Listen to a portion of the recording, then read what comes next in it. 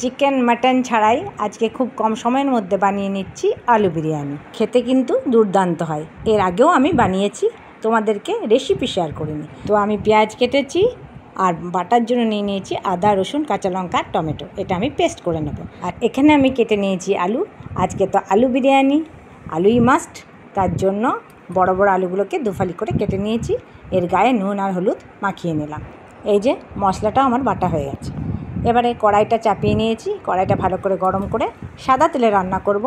বেশ খানিকটা তেল দিয়ে দিয়েছি। এবার আলুগুলোকে আমি খুব ভালো করে ভাজবো, একদম লাল লাল করে। ফ্লেমটা আমি হাই রেখেছি, এতে আলুগুলো তাড়াতাড়ি ভাজাও হয়ে যাবে আর লাল লালও হয়ে যাবে। তো আলু ভাজা আমার হয়ে গেছে। এবার আলুগুলো আমি তুলে নেব। চিকেন মাটন বিরিয়ানি তো অনেক খেয়েছো, এভাবে আলু বিরিয়ানি খেয়ে একবার দেখো, খুব ভালো লাগবে। আলুগুলো তো আমার ভাজা হয়ে গেছে। এবার ফোড়নে দিয়ে দিলাম গরম মশলা, গোটা গরম মশলা। এবারে পুরো পেঁয়াজটাই আমি ভেজে নেব, বেরেস্তাটা মানে যতটা পেঁয়াজ কেটেছিলাম ততটাই একসাথেই ভেজে নেব, দুবারে না ভেজে। এদিকে আমি হাঁড়িতে জল চাপিয়ে দিয়েছি। জলটা একটু গরম হতে দিয়ে দিলাম, তেজপাতাও দিয়ে ভালো করে গরম হতে দিলাম। এদিকে পেঁয়াজটাও আমার ভাজা হয়ে গেছে, একদম লাল লাল করে ভেজে নিয়েছি। এবারে কিছুটা পেঁয়াজ আমি তুলে নেব, মানে অর্ধেকটা তুলে নিচ্ছি আর অর্ধেকটাতে আমি আলুটা বানাবো। এও তুলে নিলাম। এবার ওই যে পেস্ট করা মশলাটা ঢেলে দিলাম। ওই মশলাটার সাথে আমি একটু জলও মিশিয়ে নিয়েছিলাম। এবার একটু দিয়ে দিলাম নুন, দিলাম হলুদ, দিলাম বিরিয়ানি মশলা, জিরে গুঁড়ো, ধনে গুঁড়ো সব দিয়ে দিলাম। এবার এটা ভালো করে কষে নিচ্ছি। মশলাটা থেকে যতক্ষণ না তেল ছাড়ছে ততক্ষণ ভালো করে কষিয়ে নেব।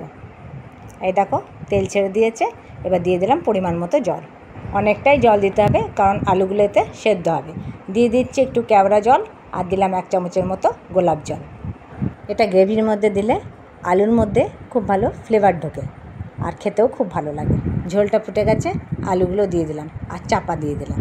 গ্যাসের ফ্লেম লো রেখে আলুগুলো ভালো করে সেদ্ধ করে নিতে হবে। ভাতের জলটা আমার ফুটে গেছে। এবারে বিরিয়ানির চাল দিয়ে দেবো আর দিয়ে দিলাম একটু সাদা তেল আর একটু লেবুর রস। লেবুর রস দিলে ভাতটা একদম সাদা থাকে আর ঝরঝরে হয়। ভাতটা 80% মতো সেদ্ধ করতে হবে, বাকিটা দমে হবে। এবারে দিয়ে দিলাম একটু নুন, নামানোর আগেই নুনটা দিলাম। ভাতটা 80% মতো সেদ্ধ হয়ে গেছে। এবারে গ্যাসটা আমি বন্ধ করে নিলাম, নিয়ে ভাতটা নামিয়ে নেব। এবার আলুটা একবার চেক করে নিই, দেখি কতটা হয়েছে। হ্যাঁ, পুরো সেদ্ধ হয়ে গেছে। এবার আলুগুলোকে আমি তুলে নিলাম। আলুগুলো আলাদা করে গ্রেভিটা ফুটিয়ে কমিয়ে নেব। তারপর এর থেকে অর্ধেক গ্রেভি আমি তুলে রাখবো পরে দেওয়ার জন্য। এদিকে দুধের মধ্যে আমি 1 চামচ গোলাপ জল আর 1 চামচ কেওড়া জল দিয়ে দিলাম আর দিয়ে দেবো একটু মিঠা আতর। এটা ছাড়া তো বিরিয়ানি হবেই না, তাই না বন্ধুরা? এবার আমি লেয়ারিংটা করে নেব। আলুগুলো আমি একদম সাইডে সাইডে সাজিয়ে নিচ্ছি। এভাবে সাজালে কী হবে, বিরিয়ানিটা দেওয়ার সময় আলুগুলো তুলতে সুবিধা হবে। এবারে আলুগুলোর উপরে ওই গুলে রাখা দুধটা 1 চামচ করে দিয়ে দিচ্ছি ভেজে রাখা বেরেস্তা অল্প অল্প করে সাজিয়ে দিচ্ছি।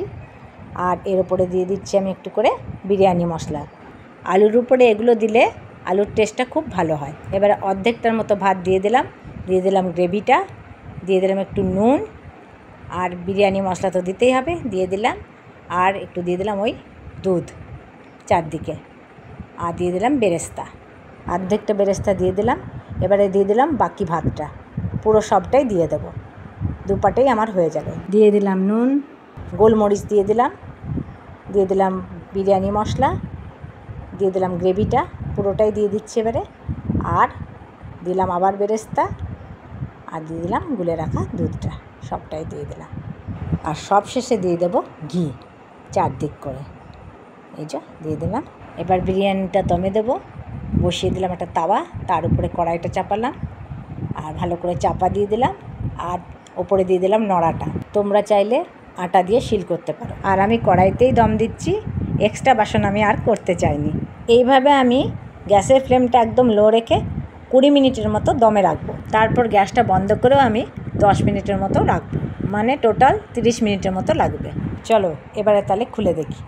দেখো আলু বিরিয়ানি আমার একদম রেডি। এবারে তোমাদেরকে সার্ভ করে দেখাচ্ছি।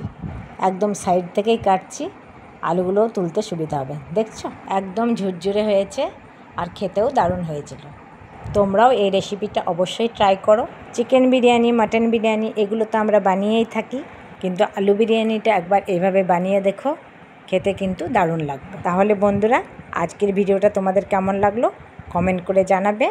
ভালো লাগলে লাইক করবে, শেয়ার করবে আর ফলো করে পাশে থাকবে।